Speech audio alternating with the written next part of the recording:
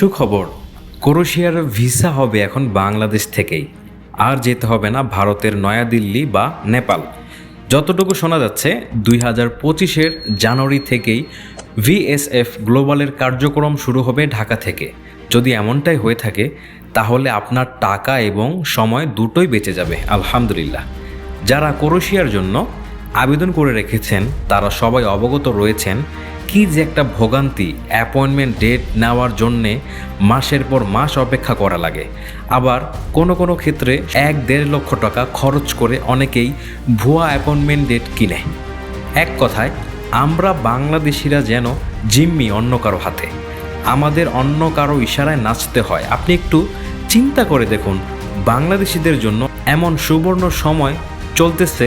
বিগত দিনগুলিতে যদি চিন্তা করতেন আমরা বাংলাদেশিরা ইউরোপ যাব, এটা ছিল প্রায় অসম্ভব আমাদের জন্য।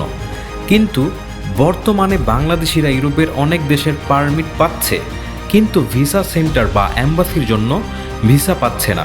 ওয়ার্ক পারমিট পাওয়া থেকে শুরু করে ভিএফএসএ অ্যাপয়েন্টমেন্ট ডেট নিয়ে সেখানে পাসপোর্ট জমা করতেই সেখানে লেগে যায় 3 থেকে 4 লক্ষ টাকা।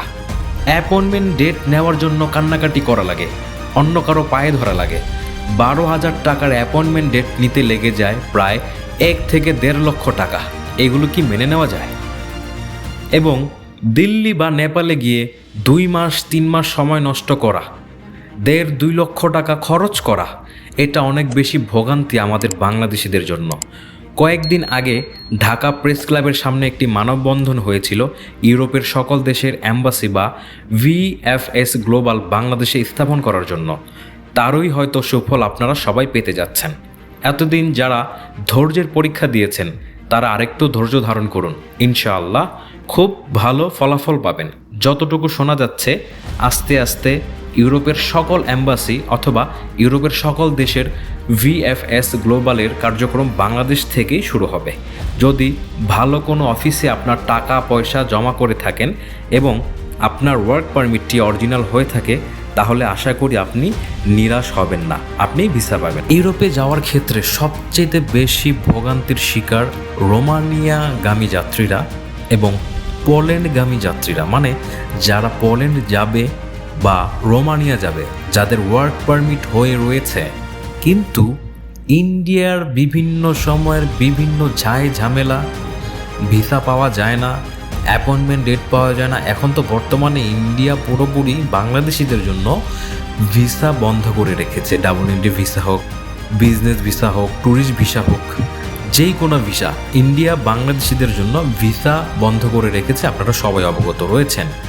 তো অনেকে তো পোল্যান্ডে যাওয়ার স্বপ্নই দেখা বন্ধ করে দিয়েছে, কারণ তারা অলরেডি অনেক টাকা পয়সা এবং অনেক সময় নষ্ট করে ফেলেছে। 1 লক্ষ 1.5 লক্ষ টাকা খরচ করে ওয়ার্ক পারমিট এনেছে, পরে দেখা গিয়েছে যে তারা ইন্ডিয়া যেতে পারেনি, অ্যাপয়েন্টমেন্ট ডেট পায়নি, তাদের এই 1-1.5 লক্ষ টাকা পুরোটাই নষ্ট হয়ে গিয়েছে, পুরোটাই আর ব্যাক পায়নি 1 টাকাও।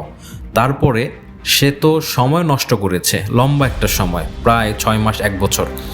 আমি মনে করি বাংলাদেশে কয়েক হাজার পোল্যান্ডগামী কর্মী এবং রোমানিয়াগামী কর্মী বাংলাদেশে ধুকে মরছে চিন্তায় কবে সে ভিসা পাবে, কবে সে সেই দেশগুলিতে যেতে পারবে। তো আমি এতটুকুই বলবো, এটা হচ্ছে মোক্ষম সময়, ভালো সময়, সুবর্ণ সুযোগ। আপনারা বিশেষ করে এই দাবিগুলো তুলে ধরুন সরকারের কাছে, কারণ আমরা আশা করতে পারি বর্তমান সরকারের কাছে যদি এই দাবিগুলো পেশ করা হয়, আশা করি সে আমাদেরকে নিরাশ করবেন না। তো যেখান থেকেই পারেন ঘন ঘন আবেদন করেন, সবাই একত্রিত হয়ে আবেদন করেন। আমাদের বাংলাদেশে যেন ভিসা অ্যাপ্লিকেশন সেন্টার অথবা অ্যাম্বাসি স্থাপন করা হয় খুব দ্রুত।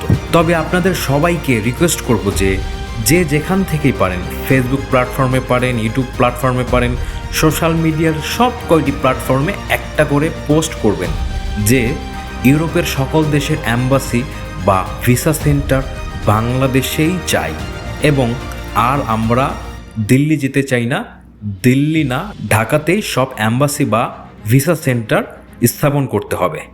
আমরা যেন দাসত্বে পরিণত হয়েছি। আমরা কেন ইউরোপের জন্য অন্য আরেক দেশে গিয়ে আমার পাসপোর্ট জমা করব? আমাদের সময় আর টাকা পয়সা নষ্ট করব। কেন আমার দেশের সকল দেশের অ্যাম্বাসি বা ভিসা সেন্টার হবে না? এই ব্যাপারগুলো নিয়ে সকলে একত্রিত হয়ে ঘন ঘন মানববন্ধন করুন, কারণ এটাই সর্বোত্তম সময়। এই সরকারের আমলেই এটা করা সম্ভব। যাই হোক, সকলেই ধৈর্য ধরে লেগে থাকুন আর আমাদের পাশেই থাকুন। আমাদের চ্যানেলটিকে সাবস্ক্রাইব করে রাখুন। এমন আরও অনেক অথেন্টিক নিউজ পেয়ে যাবেন আমাদের এই চ্যানেলে। ভিসা নিউজ বিডি 24 সর্বদা আপনাদের সেবায় নিয়োজিত। ধন্যবাদ। কথা হবে নেক্সট কোনো ভিডিওতে।